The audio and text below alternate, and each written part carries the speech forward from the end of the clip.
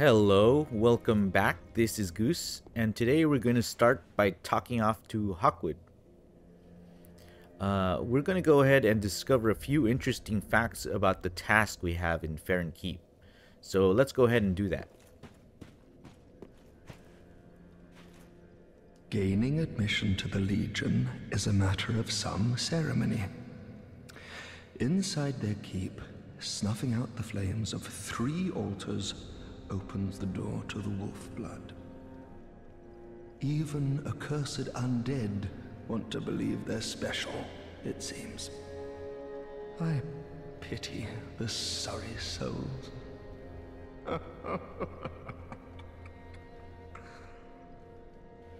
So it's a bit suspicious that he knows a lot about the ceremonies involved, but we're going to ignore that for now.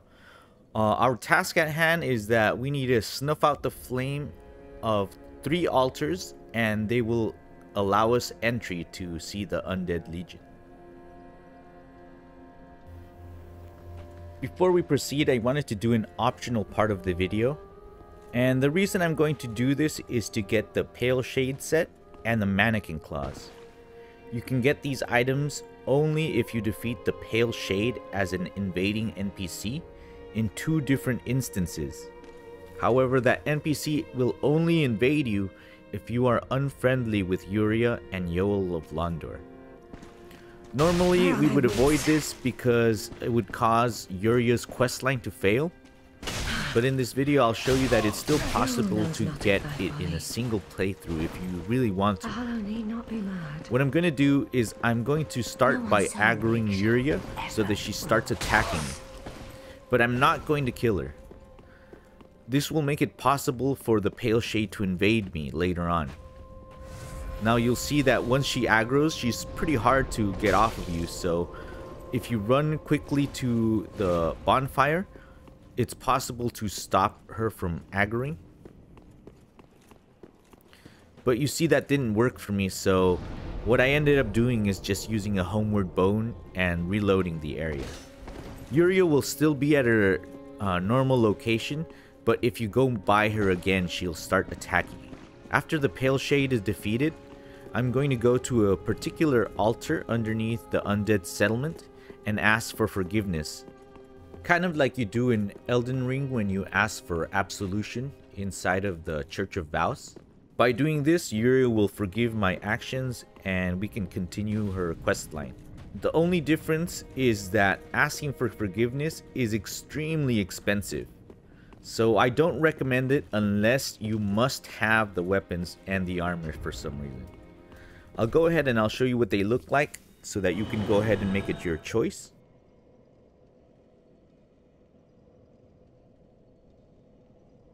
As you can see, they're not anything too special.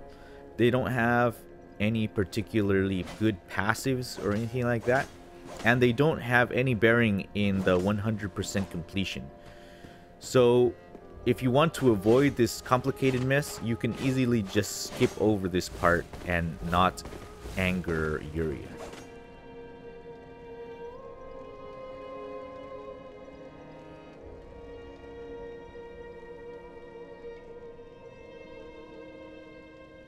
Anyways, we're gonna go ahead and go to Farron Keep.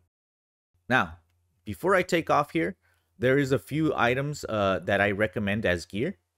The first one is Ethereal Oak Shield. It allows you to recover HP over time.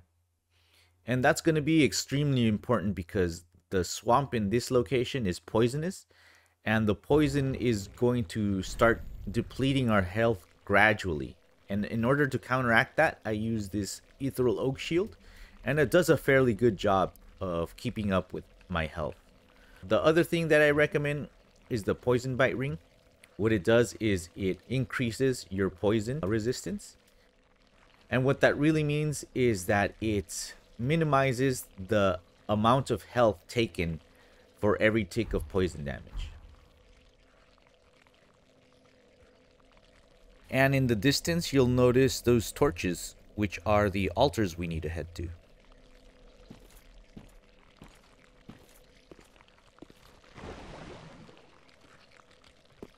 Now, the game wants me to go left, But I'm going to go ahead and start by going right and using the dagger attack. When I go right, we're going to initiate the Pale Shade NPC that I mentioned. Watch out with these little basilisks. They spray out a curse poison, and if that curse poison accumulates, it triggers a instant death.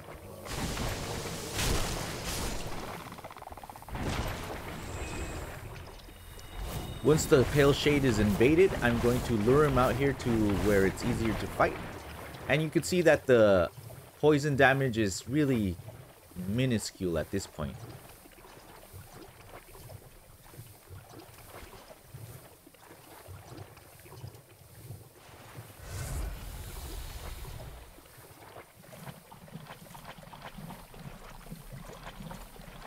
The Pale Shade has homing missiles, which is an attack that could be particularly devastating if you're hit by all 5 of them.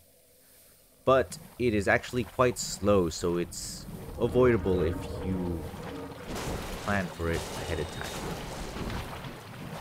It also provides an opening for you to attack it as it's trying to summon more homing missiles.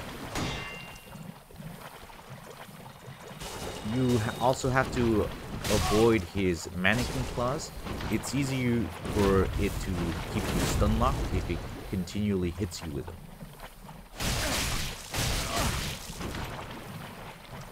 He's not too hard of a fight, but he could be troublesome if you let him stagger you with the Mannequin claws and stagger you with the homing missiles as well. Alright, so we're going to continue now over to where we were going to go. We'll pick up a few items along the way.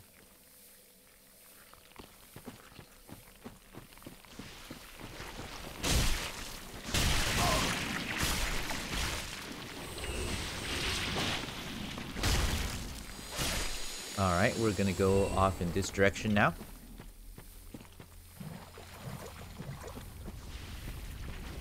These slugs are not hard at all. They just have a lot of health for being slugs.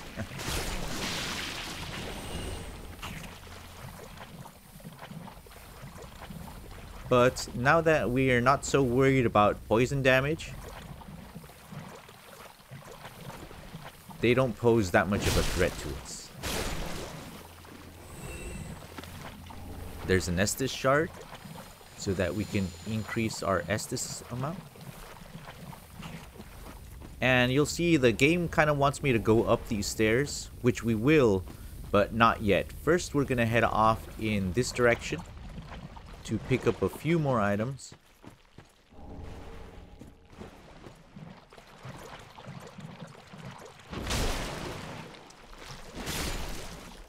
The stone Parma shield. This is actually a very good shield. It's a medium shield. It looks great. It has great defensive stats. And it allows you to do your weapon skill attack instead of a parry attack. And we'll meet a Dark Wraith here. He's a lot more aggressive than the first Dark Wraith that we met at the bottom of Lothric Castle. So be careful with him.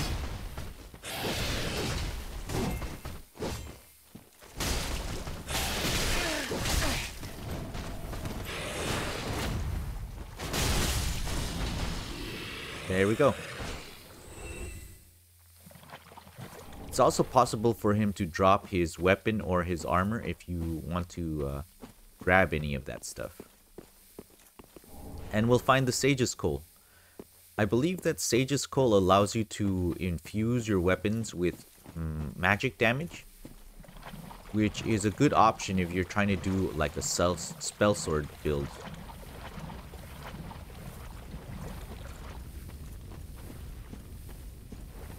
Now these are the main enemies in this location. They're called Gru. And they're really aggressive and awkwardly tall. I recommend throwing a fire orb at these shielded enemies, which will stagger them and you can quickly do a riposte on them. Up ahead, we're gonna find our first altar.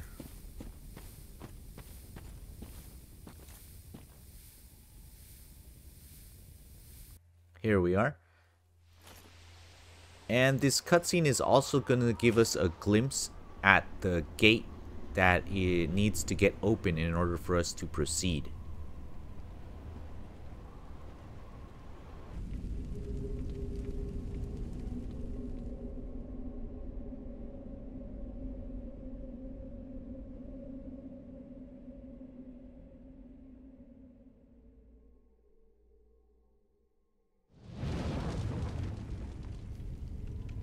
And you'll see what we're actually doing by snuffing out the altars. We're actually lighting 3 other torches that are in front of the gate that we're trying to get through.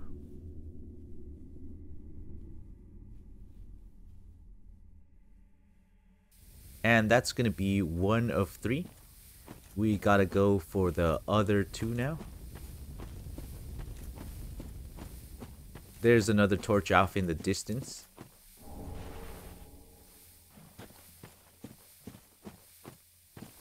Now this enemy up ahead is pretty devastating.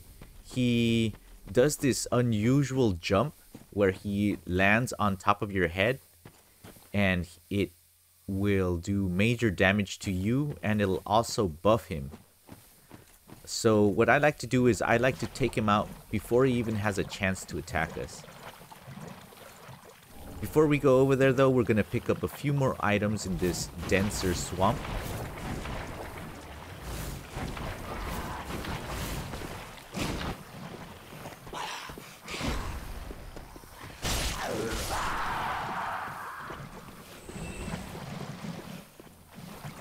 Starting with this greatsword. This greatsword is in all of the Dark Souls games, and it's the one that people use to cosplay as Guts from Berserker. And it's a pretty useful item. Fun fact though, it's not actually a greatsword. It's in the Ultra Greatsword class. And the difference between a greatsword and an Ultra Greatsword is basically the power level. It does more damage, but it's also slower in attack. I personally find the greatsword to be the perfect balance between speed and damage.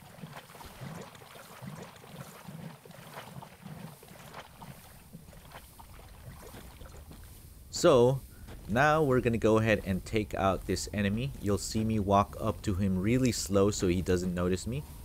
And we'll just do a charge attack and a light attack, and it'll take him out pretty quickly.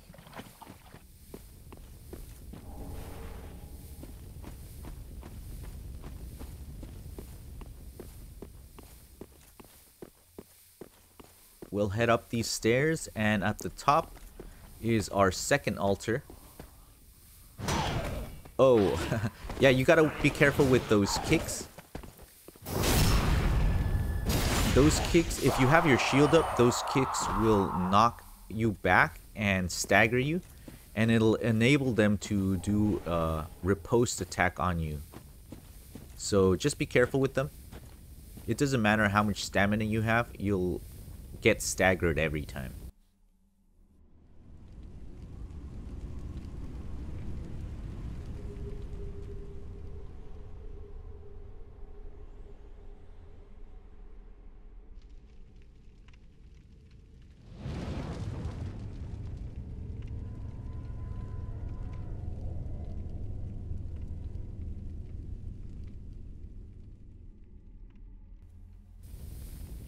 There's 2 of the 3.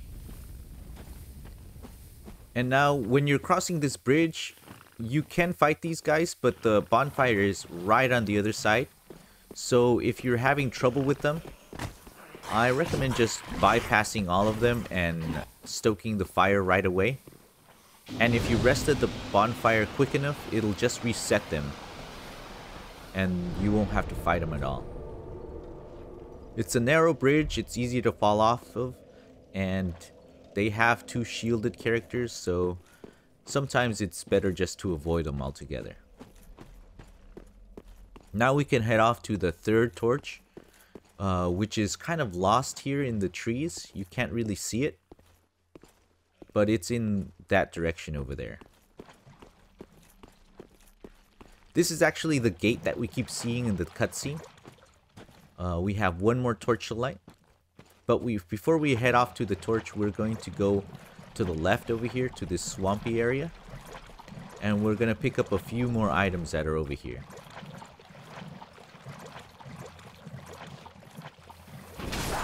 There's going to be one of those giant crabs here. And you don't want to fight them over in the denser area. You want to lure them over to the shallow end of the swamp and fight them over where it's easier to move.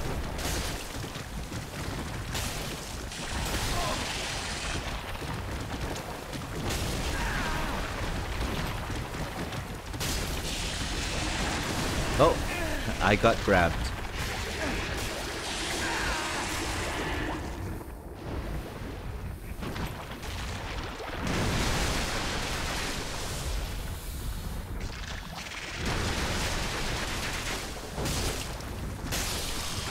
There we go. And I believe he drops a ring. Oh, there it is. The Lingering Dragon Crest ring. What this ring does is, if you buff your weapons with magic, your weapons will stay buffed for longer. So it increases the duration of the effect.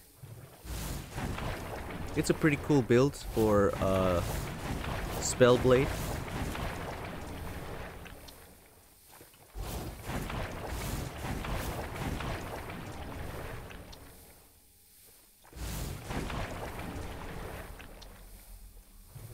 And we're also going to find the Dust Crown.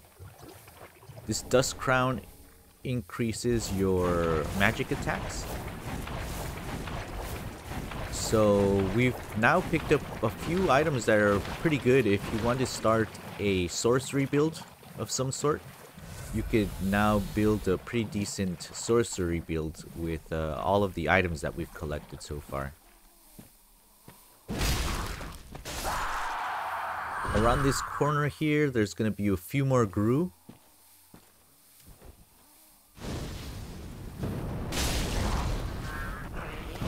We'll go ahead and take them out.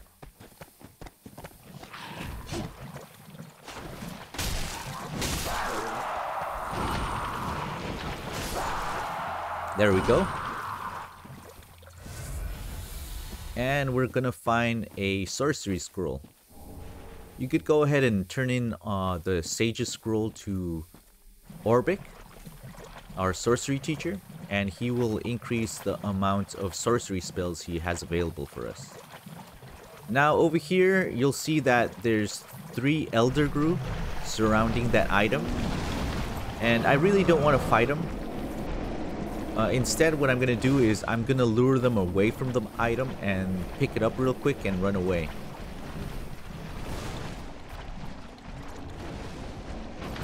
You can farm these Elder Gru enemies for the items that they drop. They drop a bow. They drop a really cool shield. It's a heavier shield. I think it's a stone shield as well, but I think it looks pretty awesome. And they also drop a helm. So if you want to pick them up, you can go ahead and farm those 3 Elder Gru.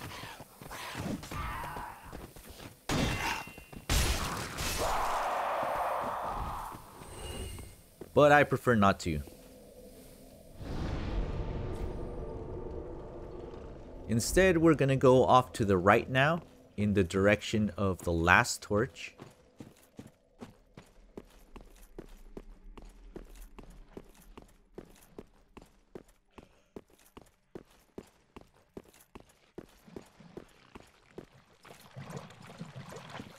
And we're gonna come across a few more slugs. Be careful with these slugs. If you don't take them too seriously, it is possible for them to stun lock you and kill you right here. But the item that's inside of this smaller tower is pretty good. It's an undead bone shard, which will increase the amount of health you get back from your Estus flask.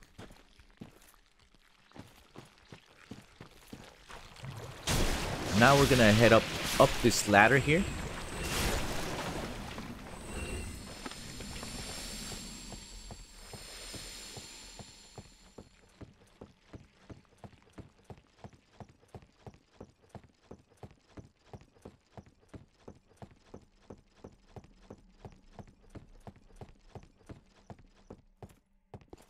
Now, the game kind of wants me to go inside of that door, and we will go, but first we're going to go around this tower and grab a crystal lizard that's in the back.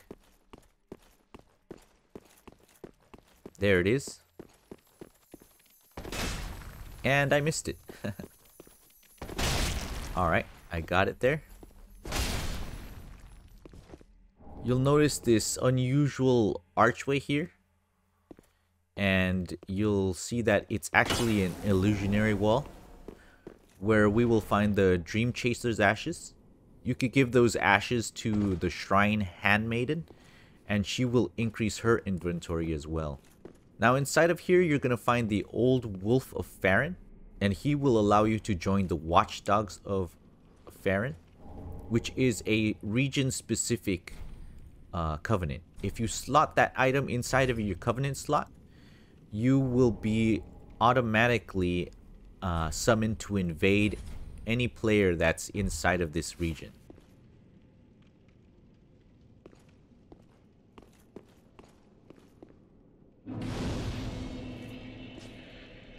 We're gonna go ahead and rest at this bonfire now.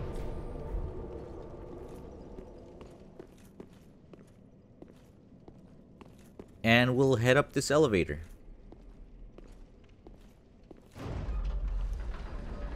Now at the top of this elevator, you'll realize that we are actually on top of that bridge that we saw in the distance. And you'll be able to notice a few landmarks, such as Lothar Castle. That over there is the Cathedral of the Deep.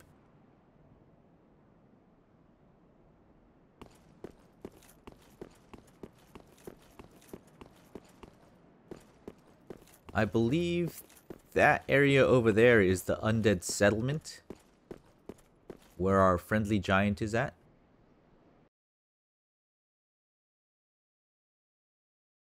And over here is a stray demon. Now this stray demon is kind of weak to strike damage, which is blunt damage. And he does a rock breath attack when you get too far, so try to close the distance pretty fast. I think the best way to go about this is to attack a single place in his body, just one leg or his tail. And what that will do is it'll break off that part of his body, just like that, and it'll allow you to do a riposte attack to end the battle.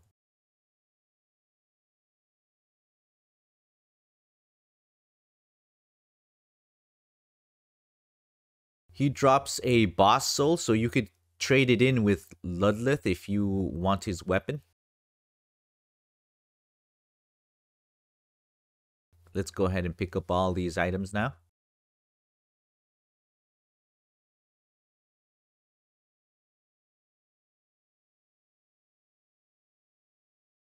And the Great Axe. We've actually already seen a lot of enemies that wield this Great Axe. It's an excellent, excellent weapon. If you are a strength build, I highly recommend that weapon. It's a little slow, but it is devastating on the other end. We're going to go ahead and try to get to the other side of that gate now. And we could do that by jumping off of this ledge and following this pathway here. You'll also notice the last torch that we need to turn off over there.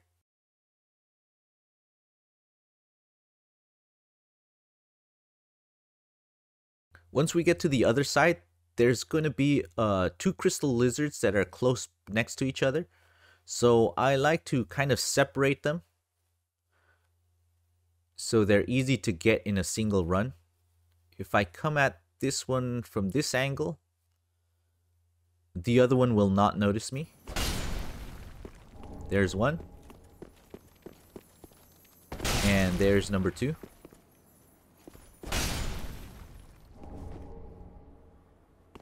Now we can go ahead and pick up all these items here. The lightning spear. The lightning spear is actually one of the better miracles if you're trying to make a faith build. That's kind of a good miracle to have.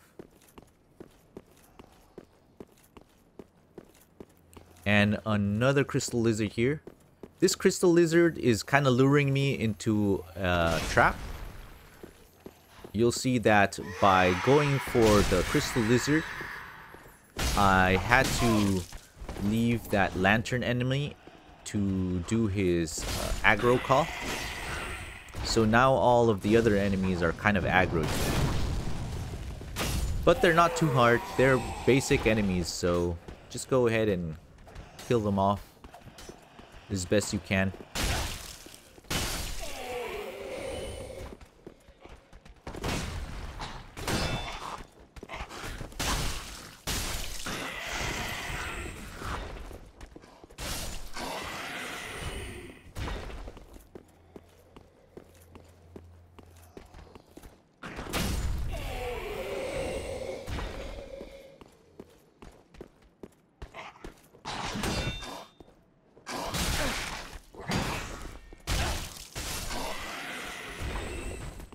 And that's all of them. So now we could go back to the other side of the gate. And you could do that by falling off this little ledge here.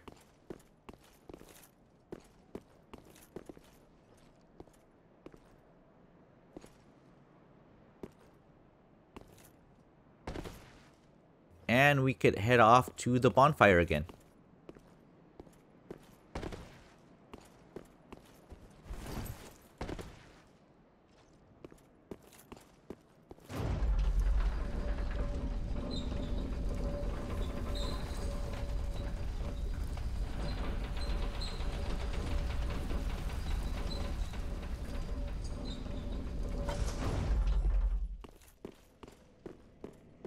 Let's go ahead and rest to replenish all of our flasks.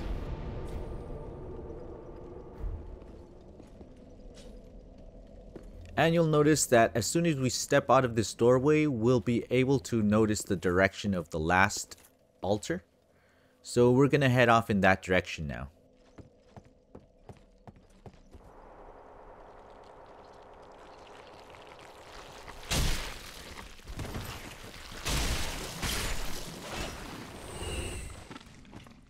Just a word of warning, as soon as we start getting closer to that altar, another invading NPC is gonna show itself.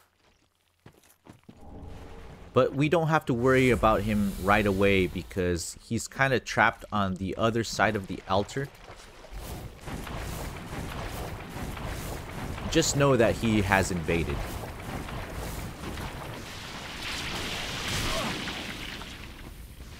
We're also going to go ahead and clear out that Elder that's up ahead so he doesn't bother us when we're fighting the NPC.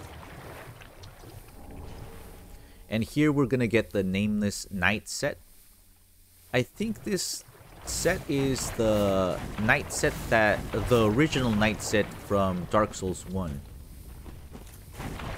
There you go, we just got the message that he invaded us. But you don't have to worry at this point. He's on the other side of the altar, so he's not going to come and fight us over here yet. Instead, we're going to go ahead and clear out this Elder group.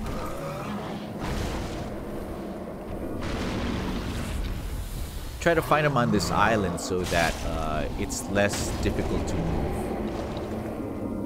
You'll see that they are susceptible to staggers and riposts.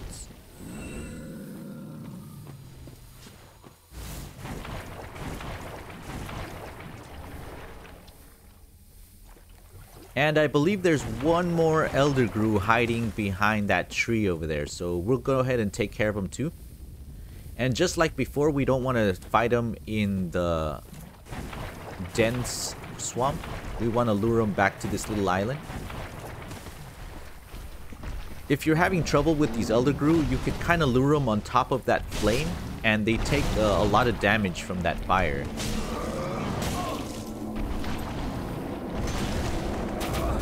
Ouch. There we go, he's on top of that flame. And he's dead. You could do that to all of the Elder Gru, including that previous one that we fought.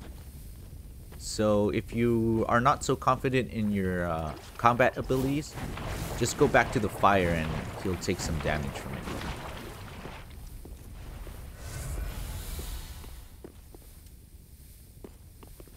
There is our last altar there. And the invading NPCs is actually on the other side of these crucifixes. But he tends to stay there until you break down all of those crucifixes.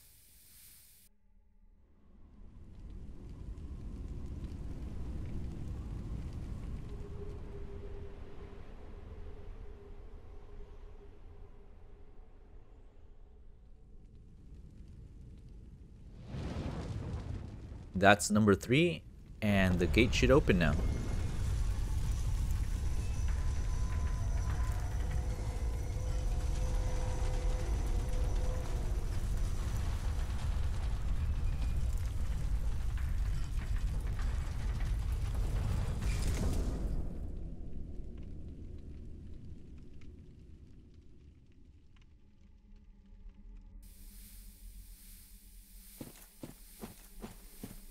Alright, so let's go ahead and take out this NPC. Now, this NPC is actually a repeat of a previous NPC, and he's not going to drop anything new. So if you are not embered at this point, you could avoid this fight altogether. He doesn't drop anything that he hasn't dropped already. You also want to fight this NPC away from that other Gru enemy that we saw at the top. That Gru enemy is one of those jumpy Grus that are kind of hard to deal with.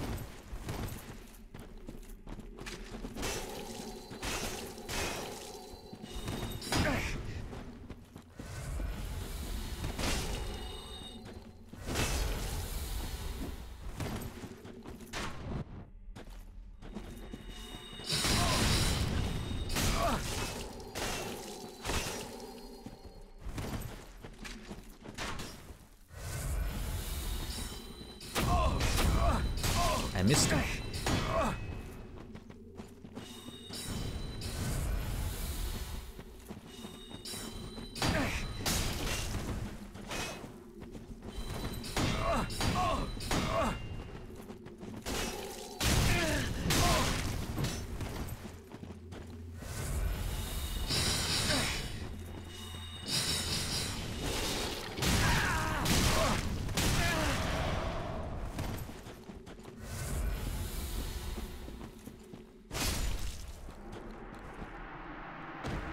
Finally. That was a lot harder than what it usually is for me, but whatever. Now, this is that Gru enemy. Like before, you want to take him out before he even has a chance to attack you. There you go. And if we head back in this direction, we could pick up a few more items.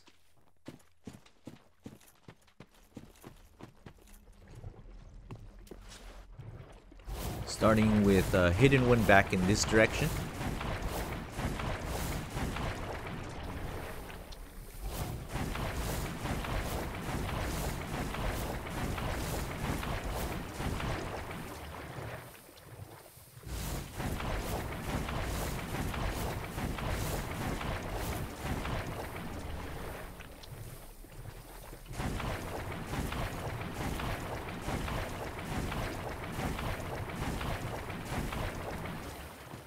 And you'll find some more basilisks here. The basilisks on their own are not too hard to deal with. But when they start grouping up on you like this, they start leaving fields of poison cloud. So try to take them out before they start to group up.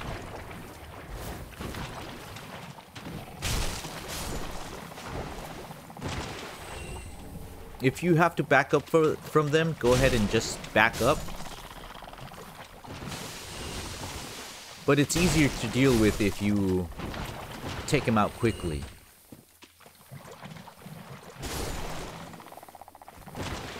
That should be the last one. And we're gonna head off into this cave area where we will find another scroll for our sorcery teacher.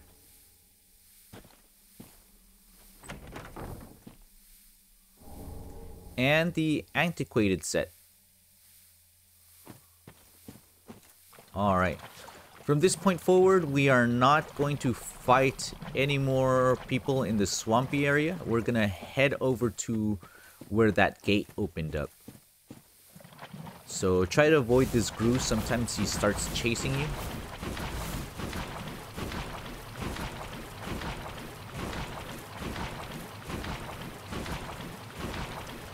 There we go. And we can now head inside.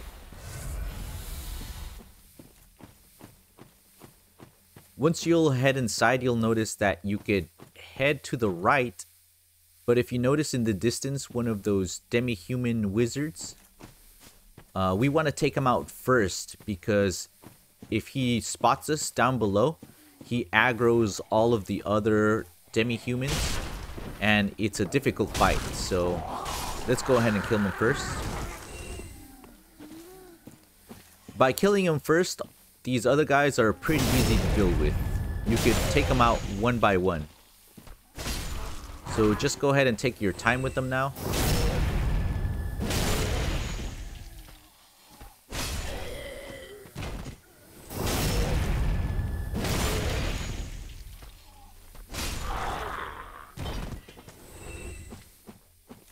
And we'll grab this item here. The Shriving Stone. And one more demi-human. Before we head up this little hill here.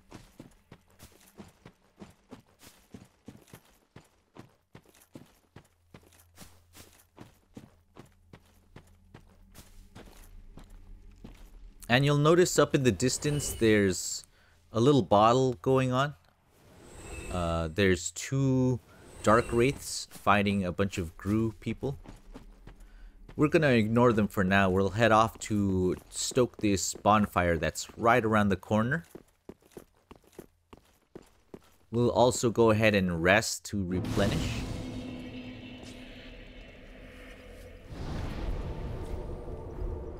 There's not much left in this area. Before we go fight the boss, we are going to take care of a shortcut.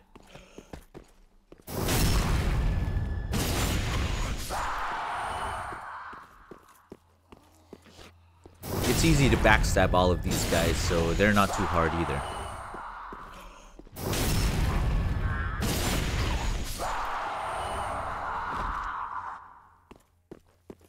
And over here we have one of those giant crystal lizards.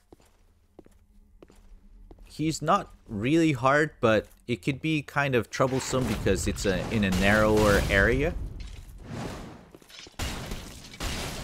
But he telegraphs his attacks really easily, so just avoid him and get that stagger and riposte.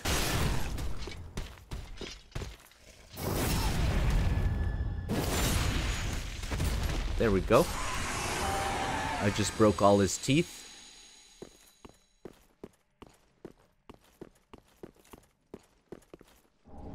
A great magic weapon for magic infusion.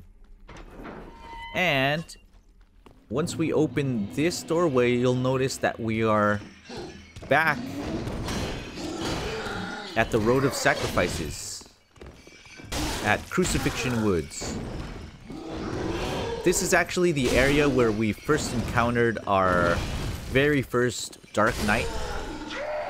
And it's a good area to farm the Dark Knight set and the Dark Knight weapons. If you want to farm this guy, all you have to do is keep respawning at that bonfire that we uncovered a little ways back. Run over here and keep farming this guy. He actually has a really cool armor set. I think it's one of the better looking armor sets in this game. And before we head back to the bonfire, we're gonna head to the left over here to pick up a few items that were out of our reach before.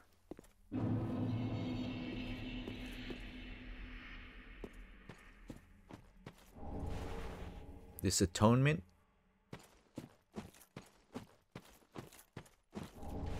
And a hollow gem.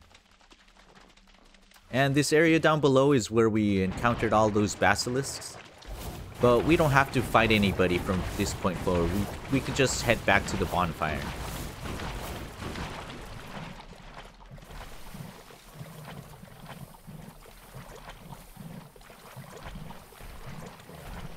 Oh, I think that guy noticed me. But we'll just outrun him right now.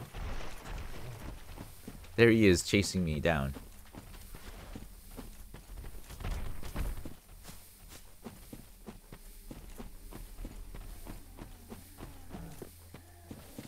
We can avoid these guys too. Be careful on this hill though. The starting point to the Dark Wraiths is right at the base of the hill.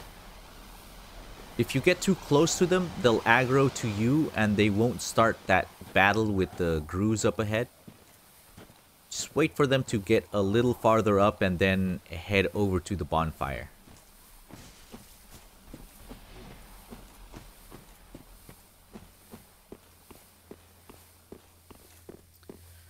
Alright, I think that's it for this area. The next place is to fight the bosses, which is the Undead Legion. But we're gonna fight them first thing next video. Instead, what I'm gonna do is I'm gonna show you where you guys could go and request atonement, so that Yuria doesn't have to stay aggroed on you. And we could do that by going back to the Undead settlement and spawning in at the dilapidated bridge. The dilapidated bridge.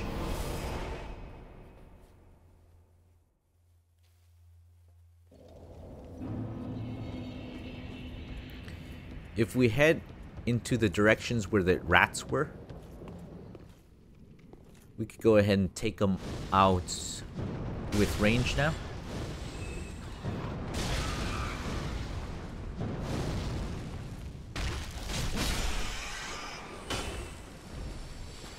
And over here to the right, where that lantern is lit, we can open a new door.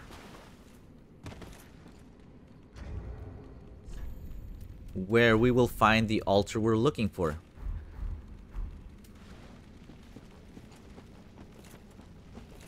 Now, as I said before, atonement is really expensive. I think it scales to the level that you are. So go ahead and request Absolution. You'll see I'm gonna spend basically all of the souls that I earned this game. But now we can continue Yuria's questline.